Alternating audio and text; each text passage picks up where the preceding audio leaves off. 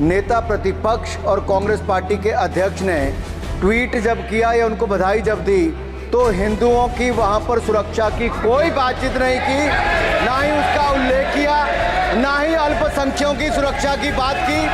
ऐसी कौन सी मजबूरी थी कि ये लोग वहां पर हिंदुओं और अल्पसंख्यकों की सुरक्षा की बात भी नहीं कर सके? गाजा को लेके आपने बड़ी बड़ी बातें की। अनुराग ठाकुर ने संसद में यह सवाल उठाया तो सब देखते रह गए और कांग्रेस ने चुप्पी साध ली। लेकिन सवाल तो बनता है, जो राहुल और प्रियंका गजा और फिलिस्तीन को लेकर इतने परेशान रहते हैं और हर हफ्ते ट्वीट करते हैं, वे बांग्लादेश में हिंदुओं के नरसंहार पर मौन क्यों है? तो इस सवाल का जवाब बांग्लादेश के एक बड़े पत्रकार ने दिया है और उन्होंने जो कहा है वो भारत की राजनीति में भूचाल लाने वाला है। जी हाँ, इस पत्रकार के मुताबिक राहुल गांधी ने पिछले दिनों जब लंदन की यात्रा की थी, इसी दौरान बांग्लादेश की कट्टरपंथी नेता खालिदा जिया के भगोड़े बेटे तारिक रहमान के साथ एक सीक्रेट मीटिंग की थी और यहीं पर बांग्लादेश में हिंसा का प्लॉट तैयार हुआ था और राहुल गांधी ने इसमें अपनी सहमति दी थी। Rahul Gandhi, he visited London and he had a secret meeting with Tariq Rahman, the acting chairperson of Bangladesh Nationalist Party, and he gave green signal to this what is happening in Bangladesh now, Taliban takeover of Bangladesh. Now Hindus are being persecuted. He was trying to oust that government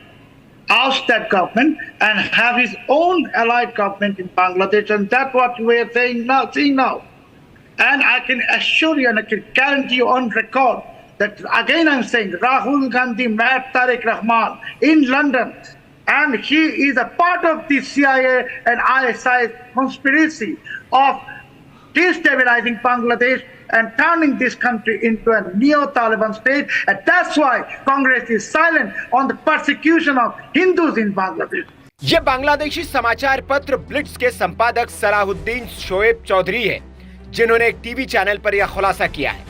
Chaudhary ने debate के दौरान यह दावा किया कि London में हुई इस गुप्त बैठक में ही बांग्लादेश में शेख हसीना की सरकार को उखाड़ फेंकने के लिए अमेरिकी खुफिया एजेंसी CIA और पाकिस्तान के खुफिया एजेंसी ISI ने बड़ी साजिश रची थी। अब बांग्लादेश के वरिष्ठ पत्रकार के इस दावे के बाद बीजेपी ने कांग्रेस पर हमला बोल दिया है।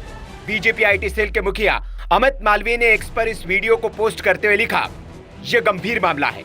बालक बुद्धि को इस यात्रा के बारे में स्पष्टीकरण देना चाहिए और ये भी बताना चाहिए कि उन्होंने किससे मुलाकात की।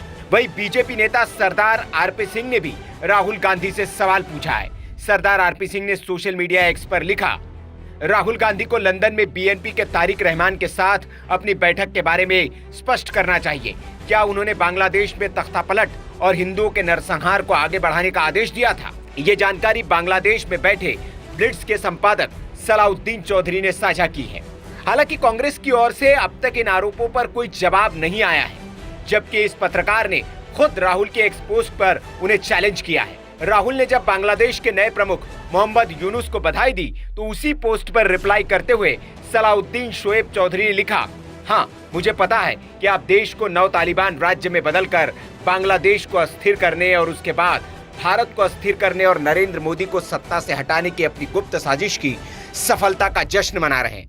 आपने अभी तक लंदन में BNP नेता तारिक रहमान के साथ अपनी गुप्त बैठक के बारे में मेरी जानकारी पर कोई जवाब नहीं दिया है। इसके अलावा आपने बांग्लादेश में चल रहे हिंदू उत्पीड़न के बारे में एक शब्द भी नहीं लिखा है। क्यों? आपके लिए हिंदू जीवन कोई मायने नहीं रखता है ना? ऐसा ही कुछ सवाल संसद में अनुराग ठाकुर ने भी उठाया था कि राहुल ने बांग्लादेश में हिंदुओं पर हो रहे उत्पीड़न की बात को क्यों नहीं उठाया, जिसके तार अब राहुल गांधी से जुड़ते दिख रहे हैं। दरअसल पत्रकार ने जिस BNP नेता तारिक रहमान की बात की है, उन्हें कभी बांग्लादेश की इस पार्टी का कार्यवाहक अध्यक्ष बनाया गया था। वे बांग्लादेश में सजा याफ्ता है और साल 2017 से ही फरार है और ब्रिटेन में छिप कर रह रहा है। ये बांग्लादेश की पहली महिला PM रही खालिदा जिया और बांग्लादेश के 7वें राष्ट्रपति रहे जियाउर रहमान का बेटा है। खालिदा जिया इसके पहले वाली सरकार में एक राजनीतिक कैदी थी। हाल ही में बांग्लादेशी सेना की ओर से जब तख्तापलट किया गया तो सबसे पहले खालिदा जिया को ही जेल से रिहा किया गया। यूके में निर्वासित जीवन बिताने वाले तारिक रहमान पर अवामी लीग की रैली में ग्रेनेड फेंकने के मास्टरमाइंड होने का आरोप है। इसमें शेख हसीना को निशाना बनाने के लिए सैन्य ग्रेड ऑर्गेस ग्रेनेड से हमला किया गया था। इस हमले में महिला आवामी लीग की अध्यक्ष और दिवंगत राष्ट्रपति जिल्लुर रहमान की पत्नी ईवी रहमान सहित 24 नेता और कार्यकर्ता मारे गए थे। इस हमले के लिए तारिक रहमान को अदालत ने 10 अक्टूबर 2018 को आजीवन कारावास की सजा सुनाई थी, लेकिन 11 सितंबर 2008 को रहमान इलाज का बहाना बनाकर लंदन भाग गया था और वो लंदन से ही शेख हसीना सरकार के खिलाफ काम करने लगा था। इसके बाद तारिक को सजा होने के बाद शेख हसीना सरकार ब्रिटेन की सरकार पर तारिक के प्रत्यर्पण के लिए लगातार दबाव डालती रही, लेकिन वो इसमें कामयाब नहीं हुई। हालांकि तारिक अपने इरादों में कामयाब जरूर हो गया और उसने बांग्लादेश की सरकार को गिरा दिया। Bureau report, VK news. VK news, राष्ट्र के नाम।